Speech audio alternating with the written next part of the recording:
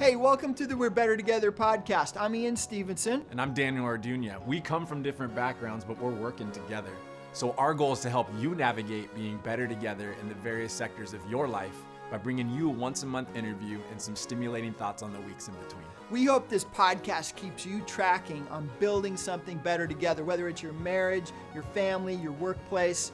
We want to serve you. So here's today's episode. All right, listeners, we are excited today to bring in a friend of ours here that we've been waiting to get to the podcast. So would y'all welcome in here, linebacker for the Los Angeles Chargers, Drue Tranquill. Bring him in here, Ian. Bring him in here. Let's go. Drue's in the house. Drue, let's go, welcome. fellas. We Are Better Together podcast. Daniel, So, Ian, Drue, excited to be on. We are so grateful for you taking time, and know you're probably in the midst of training right now, right? We are in the midst of it. We just entered phase 3 here, they call it, of the off-season workouts, but it's been fun. We've started practices back on the grass, and it's been cool to see all the guys and be able to work out, lift some weights, do some running, and do a little football work as well. That's cool, awesome. Man. That's awesome. Hey, why don't you help our listeners kind of get to know you a little bit? Maybe tell us a little bit about your story, how you got to where you are today playing for the Los Angeles Chargers. Yeah, absolutely. A little loaded question. I'll give you the, I guess, slightly abbreviated version. But so I grew up in Fort Wayne, Indiana, back in the Midwest. I'm the oldest of 5 siblings. My mom and dad were crazy enough to have 4 under the age of 5, and then waited a little bit and had a surprise who it now is my younger brother. But grew up in an environment where sports were a huge part of our lives. I think my parents just kind of wanted to get us out of the house a little bit and have some sanity, so they'd send us off to practice, but played everything, just constantly feeling like I had to earn it. And performance was always a huge part of my life. And so, played football, baseball. We ended up moving to Fort Wayne, Indiana when I was 12 years old because of my dad's job. And playing both sports, felt like I was going to be a pro baseball player. That's kind of what I was going after. And the Lord kind of altered those plans a little ways into high school. Started training and going to some camps and started getting some attention on the football side of things. Ended up picking up some offers. And around that time, I was between 2 schools. Daniel, year Nebraska, the Big Ten. I originally was committed to Purdue, ended up kind of switching lanes and going to Notre Dame. After some time at Notre Dame, I had been dating my now wife, who was my high school sweetheart. We met my junior year of high school, dated throughout my time at Notre Dame, got married going into my last year at Notre Dame. And then ultimately landed out here in Los Angeles after the draft. And so we've been out here now 3 years. I have 2 kids, 1 on the way. And so we're, I guess, following my parents' footsteps a little bit. We'll have 3 and under, but man, loving life, love living for Jesus out here. And it's an incredible place to be. Hey, Drue, just be careful about catching up with a mutual friend in the Applebee's here when you talk about having a certain number of kids all under an age. You know, you want to get to that 10 plus kids, you know, we're gonna stop long before we get in Ben's lane and get close to 10. My wife has started telling me we got to pump the brakes a little bit, and so I don't think that's gonna happen. Yeah. Hey, Drue, coming back a little bit into some of that history growing up, I believe you went to Carroll High School. Is that right? I did. And they were the Chargers, yes? Once a Charger, always a Charger, Daniel. Is that kind of fun to have that connection from having a high school mascot be where you are now? It's crazy. I didn't think anything of it when I got the call. I think it was so surreal that I was just flooded with emotions of like, wow, my dream is coming true of actually being able to live out this thing as a professional athlete. And then my coach texted me, my high school football coach. He's like, once a Charger, always a Charger. I'm like, that's so funny. Didn't even think about that. That's an awesome connection. Hey, along with that, I don't know how big of a thing this is in Fort Wayne, but I did read about the Johnny Appleseed Festival. Is that something you ever went to as a kid? We did. Actually, my wife, now wife, we were, I think we had been dating, we had to have been dating a year. I think my senior year of high school, I finally went to that. But there's kind of an iconic spot in Fort Wayne called the Coliseum. It's where the Mad Ants play, the Comets, all types of sporting events. And right behind there, there's kind of this nice park area, and they kind of deck it out, and the Johnny Seed Apple, festival takes place. And it's, I remember going there. I forget what my wife wanted to go there and get so bad. I don't know if it was like a gnocchi type soup they were known for, but we got it, and it was a fun time. That's awesome. So Drue, this podcast, as you know, it's all about helping people fight for unity, in whether it's their marriage or their family, their community. And you've been part of a sports team. Obviously, you're at the highest level now, but you were part of one as a kid in high school through Notre Dame, one of the top universities in the country. You're now on a professional team. You're now married and you have a family. And what we really want to do for our listeners is help them realize what it takes to create unity. So we want to talk to you a lot about like your team experiences, right? So you had high school teams, college teams, and now a pro team. So what are some of the things as a professional athlete that you would say are critical to being a good team player? Because right now, like, you're on the team, right? You're not the coach. You don't create the unity in the team, but you're part of a team at the highest level. So what does it take to fight for unity in that kind of position?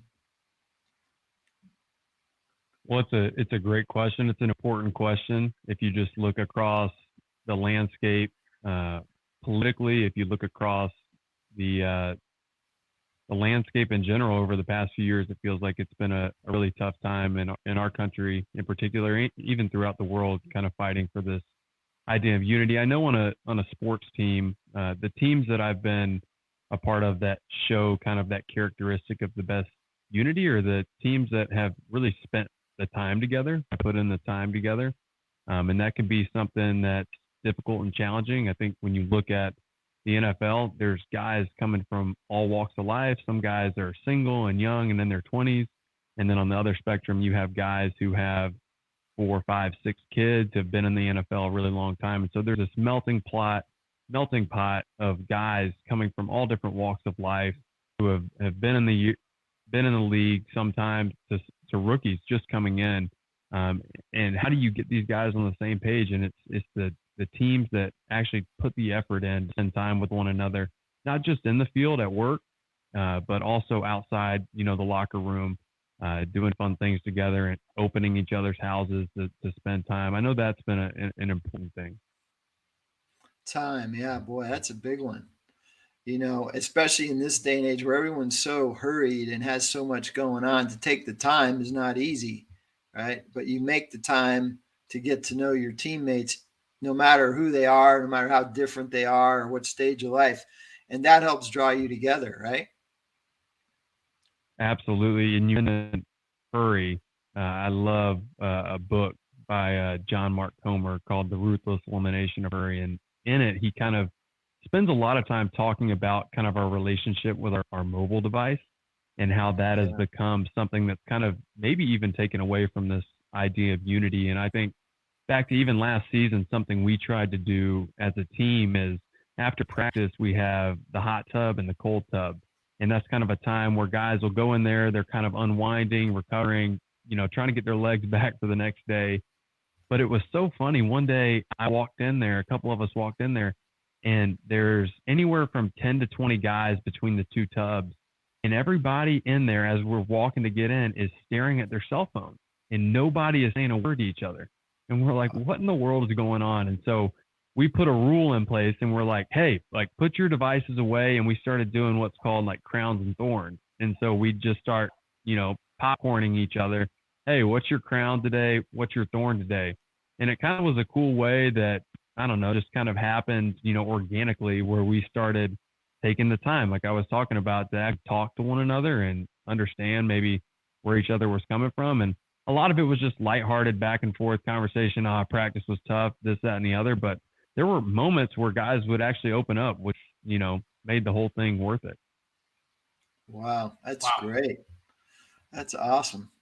Oh, I don't know about you, Dan, but a bunch of questions pop into my head. I don't want to hog the questions. So you got one you want to drop on Drue? Yeah.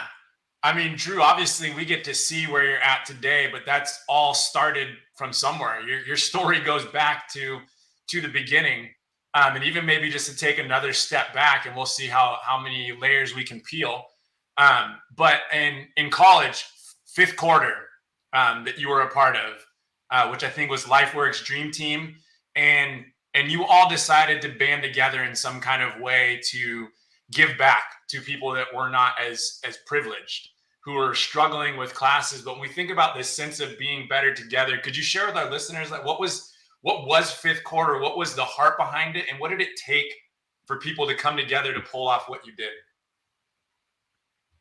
Yeah, there were two great causes. The fifth quarter in particular stemmed from this idea that actually came from like 7th and 8th grade football, where we had this physical thing called the fifth quarter, where if you didn't play in the actual game, you would play in the fifth quarter. And I was kind of thinking, like, man, I'm really fortunate, to have the opportunity to play here at Notre Dame. In my sophomore year, actually the end of my freshman year, I ended up tearing my ACL. And then 8 months later, ended up tearing my other ACL. So I kind of went through these 2 seasons of long rehab. But I think what I learned through that is that the game at any point could be taken away from me. And that if my identity was found in that, then I was in trouble. And I wrestled with that. I really struggled with this idea. And it kind of drew me back to this idea of not everybody has the opportunity to be on the field during these fourth quarters. Like, man, I'm blessed to be out here. What about everybody else who doesn't have that opportunity? Well, and it gave me the idea of like, well, let's do this fifth quarter thing, where I could get up there, leverage, my platform as at that time a Notre Dame football player, and kind of share the story of like, hey man, we're all in this game of life.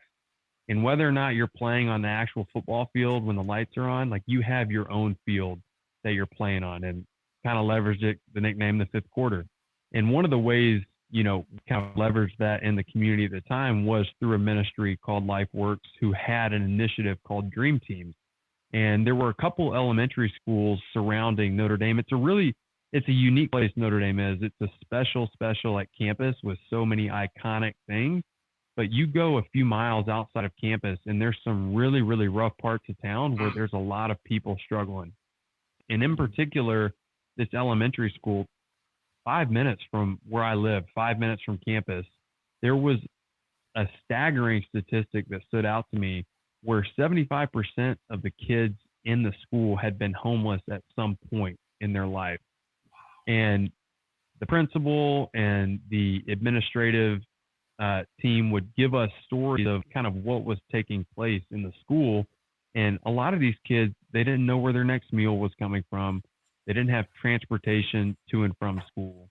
There were just some really, really heartbreaking stories. And so what we got to do is we got to get a team of guys on the football team. We had people from all different types of sports. We had just regular class going people who were there that are way smarter than us because of academics. We had people from all different walks of life that would come together in these micro teams and go into the classroom essentially as mentors to these kids.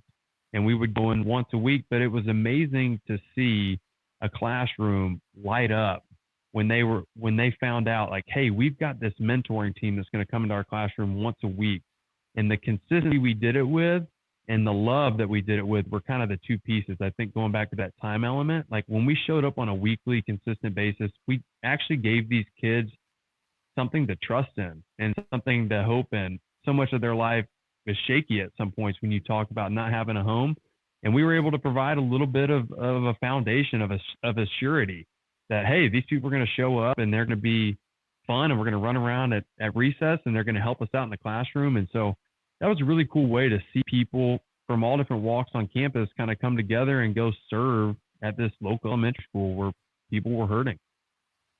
That's so good. And I want our listeners to really sit in that. Hey, here you see Drue. You might see him and know him as a linebacker playing in the pros. But look, it's an idea sparked in 7th or 8th grade with a fifth quarter physical thing that happened on a team sparked into this. And a few months ago, we got to interview a young lady who's a teenager who's doing amazing things right now as well, bringing people together for a kindness. I just want to show that power again of how stories and coming together, even when you're young, can have a massive impact. And I think, Drue, too, within that, I hear it was something that burned up within you. But when we think of being better together, you mentioned this other organization in LifeWorks that had to come together. There were other teammates or other sports athletes. Was that just something that you just invited people in and they said, I'm in, let's go?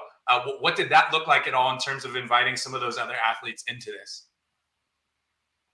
Yeah, Daniel, I just think of the idea of everybody has a role to play. At the time, LifeWorks was the facilitator for even providing this opportunity for us to serve.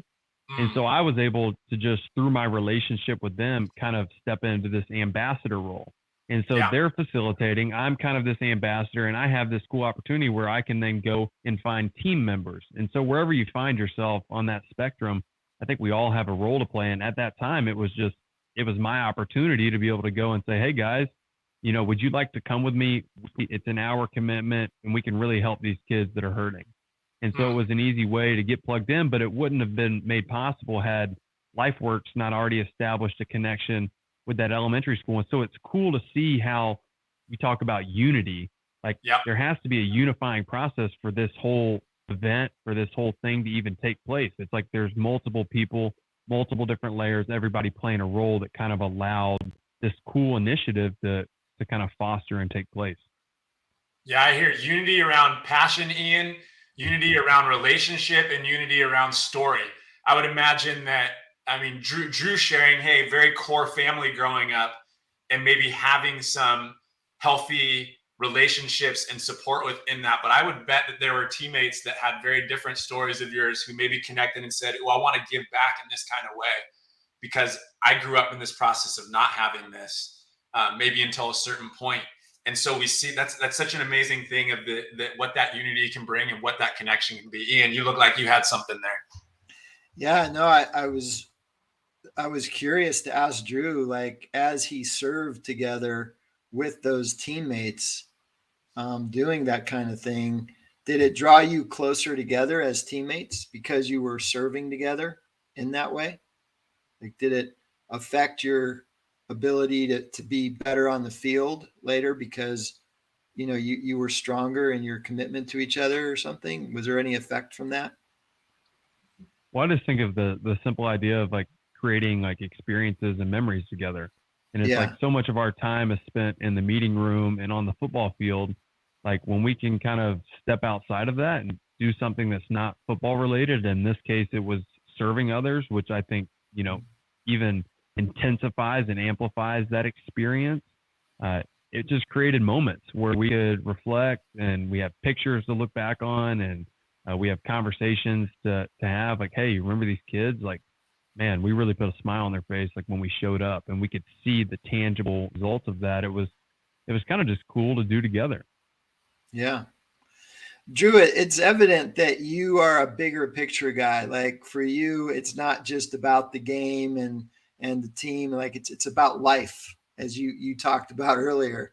So as you find yourself even part of a professional football team, and you're somebody with that bigger picture, but yet there's probably a lot of guys on the team that still find a lot of their identity through being on the team, through the sport. There's probably a lot of guys on that team that you're on even now that have a different value system than you do.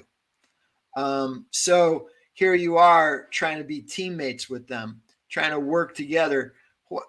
I want you to share maybe just a few more principles that help you be able to do that. You talked about time. Getting time with guys helps you be better teammates. What are some other things just over the years that you've learned and seen that help make for a stronger team? I know specifically in the NFL, when we kind of talk about this idea of unity, like sometimes I go to the church or places where you think the unity is going to be a lot tighter. And it's ironic because even in a locker room where guys have so many different worldviews, sometimes the unity is tighter in the locker room because there's this unified mission of we're here to like win championships. And like that's like the bottom line. And so guys come together unified behind that purpose. But when I think even deeper of like, well, like how do we successfully get to that point where there is that tight unity? And I think of some of the best teams I've been on, there's a lot of guys who just have a ton of humility about them. I think one of the big disunifiers in the NFL, like a lot of people think like, well, people have different, upbringings, background that could cause disunity. I think one of the biggest things that causes disunity is when guys, you're constantly fighting for your job. And so you'll have guys come in and it's like, man, they're here to try and take my job. And hey, we've got 90 guys on the roster right now, and only 53 of us are going to have a job come September 1st. It's like, how do you fight for unity when I'm competing against these guys, to earn a living and to provide like for my family?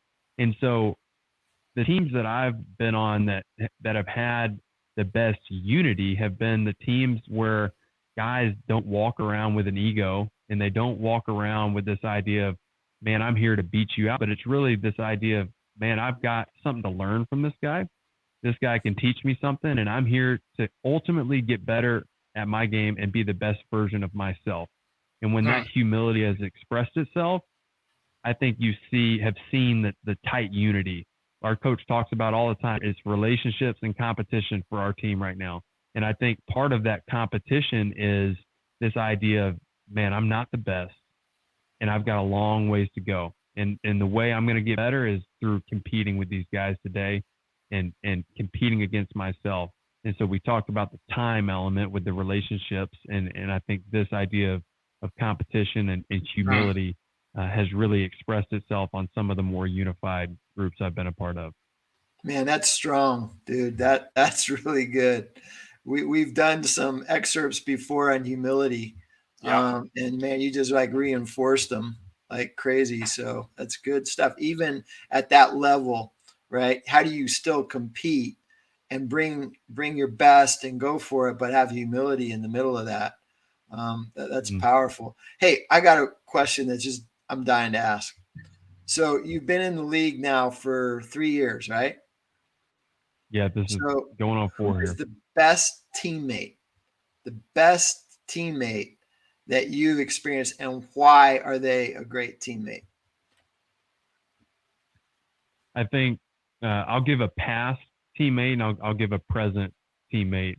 I think of when I first came into the league, my rookie year, we had this guy in the linebacker room. His name was Jatavius Brown. We called him JB, and he was known for being a great teammate. Not only was he a great player, but he was known for being a great teammate. And I'll never forget that year. He had just come off an ankle surgery, I think the year before. But ultimately, I ended up, me and some other guys ended up taking kind of his starting job. And so he was in a more backup role. And I remember him being unwavering kind of in how he went about his communication with me and how he went about serving me. He was a guy that was so bright and really understood what we were trying to do as a defense. And even though I was playing over him, he was still taking the time to teach me and to bolster my own performance and try and help me be the best version of myself. And I just remember he was a man of few words, but a guy who just gave it his best every single day. And when that wasn't enough, he didn't allow that to express itself in a way that hurt those around him. And I think so often I'm guilty of not getting my way, and that attitude just starts to stink. My attitude stinks, and it wears off in the relationships around me. It wears off in my marriage. And he was a guy that really set the example in terms of not allowing your circumstances to define who you are and how you're going to treat others. I think another guy who stands out to me now, and I think it's important to mention this guy because he's not only the face of our franchise, but he's our best player, and that's our quarterback, Justin Herbert. But you would never know that he's the best player through how he acts. Like he doesn't seek attention. He doesn't want attention. Like he just wants to play football. He wants to do his job, and he wants to be friends with the guys in the locker room. And that's hard to find, because I think when people experience success, it can very, very easily go to your head in a way where you want to be affirmed and you want to seek attention for that success. And he's a guy that he naturally just lets it come. He doesn't need to go seek it. He kind of knows who he is as a football player. And so I appreciate that of him. I heard your interview of him on your podcast. So for all of our listeners, Drue has his own podcast. It's called the Drue Tranquill Show. I'm going to put the banner up there for that right now. So you can check out Drue's show. And he actually interviewed Justin Herbert on one of his shows. And you hear that humility in him that you're talking about, Drue. And you hear it also in yourself, bro. Like, I love your heart. I bet you are an incredible teammate yourself. And some of the guys probably talk about you in that light, I would think. But yeah, man, if you haven't checked out Drue's show, you should check it out, and you should listen to that interview of Justin Herbert. It's really good. And you get that sense of what Drue's talking about there. You identified so much there, Ian, in terms of things. I mean, Drue, you hit things that we've been covering in here too, of that humility, that idea of bigger picture, that reminder of when you're a team and you're chasing after someone, can you continue to drive people towards the vision and mission that you're actually chasing after? And I've heard similar things with some of the athletes that I work with, where a kid has expressed, hey, my job on the bench is to make my teammates better in practice. To push, like I have a role. I get to push them in practice so they're better on the court when they're starting, or they're better on the field when they're starting. Like what a perspective to have that's not always easy for people to have, but what a difference that can make in what it is that you just explained when someone can carry themselves in that kind of way. That's massive in terms of being a team. And Drue, I heard you mention in there too of your ACL, tearing it. And I know that you tore your ACL. I think your brother tore one right near around the same time. You tore your ACL again. You had a teammate that tore their ACL not far along from you. And I think we love to talk about on this show too, just enduring some of those challenges and how can we be unified and better together in those challenges. But in either of those cases, you and your brother or you and your teammate, did you work together in that recovery, in that rehab at all? And if so, what did that look like, or how were you able to do so?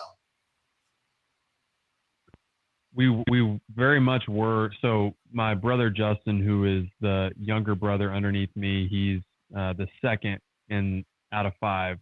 He actually tore his ACL in high school. So right before, I guess I was a freshman at Notre Dame, and then I tore mine. And then I think a few weeks later, he tore another one. So I guess a little backstory for listeners, we've torn 7 ACLs between 3 of my 4 brothers. Justin, the brother I'm talking about right now, he's torn 3. I've obviously torn both of mine. But to your point, Daniel, going through that with him kind of created this competitive spirit of like, I'm going to come back stronger than you. But it was cool because we had this common place of like wanting to be back on the field, and we allowed like our relationship and our experiences in the past to kind of fuel the current situation. And we used that relationship to kind of lean on each other during a difficult time. And I remember going through that with him. I was able to ask him questions because he had gone through it, before me. And it was really cool to have somebody close to me that had been through a similar thing. I love that. I love that as we talk about unity, the way that we can give back, or when we're experiencing what not just physical injury, but maybe there's a time in our life where we're really walking through something hard. Maybe someone else has a similar story or time in walking through that you would choose to come together in the midst of that and help each other is massive.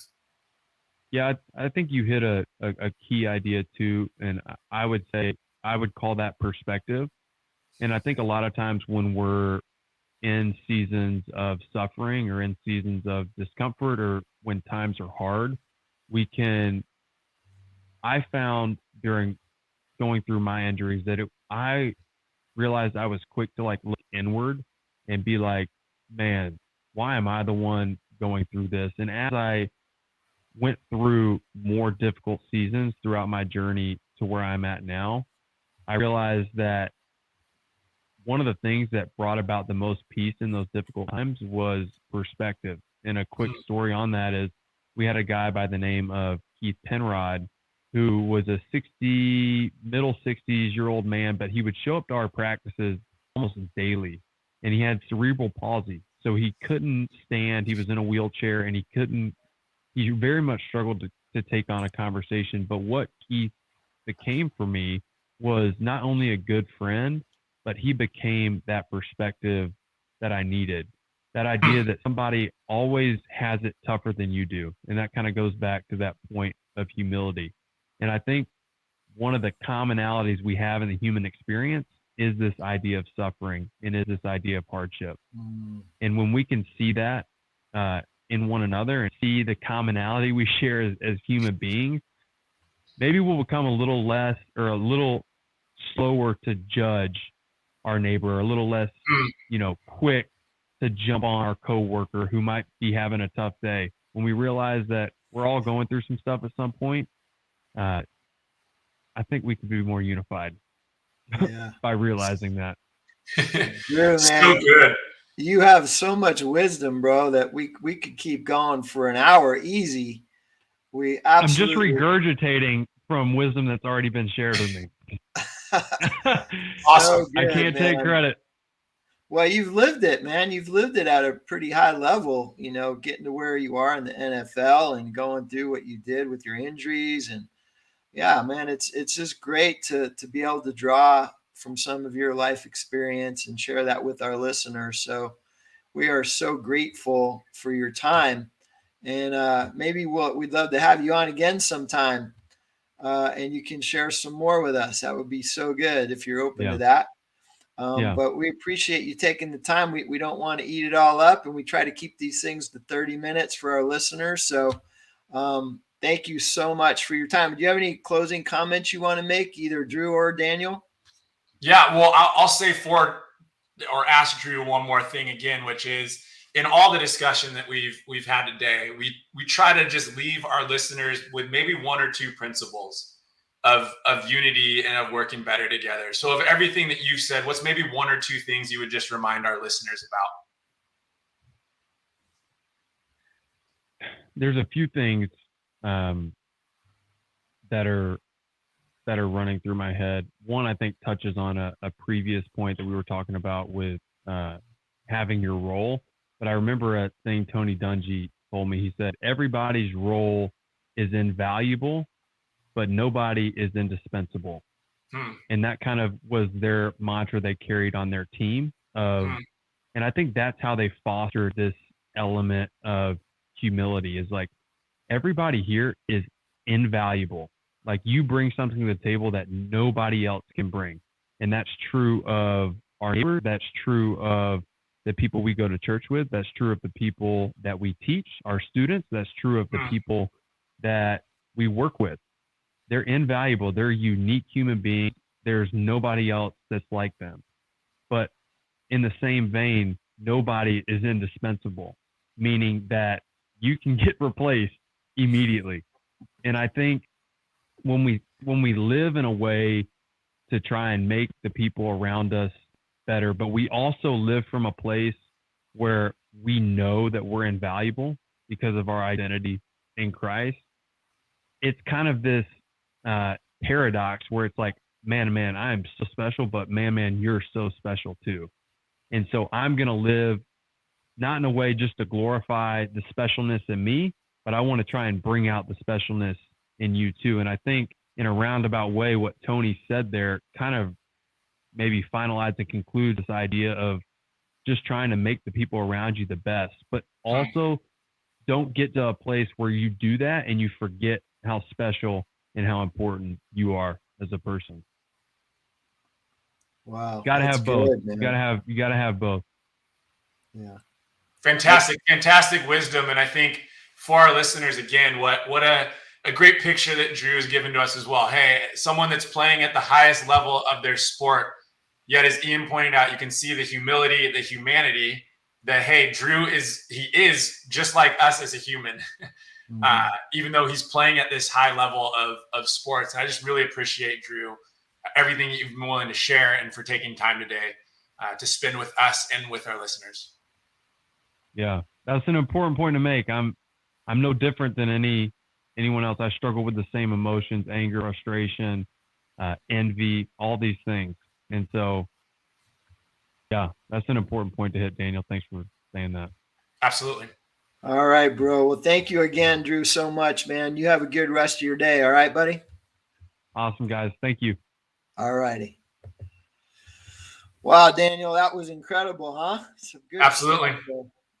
I just love the humility part that Drue did such a great job of emphasizing. Even in his closing statement there, it kind of brings you back to that humility of recognizing that how valuable everyone is, you know, and no matter how hard your life is right now, people are still valuable, right? And there's someone that's been through tougher stuff than you, and we can learn from everybody. There's just so much in there that he brought to us today.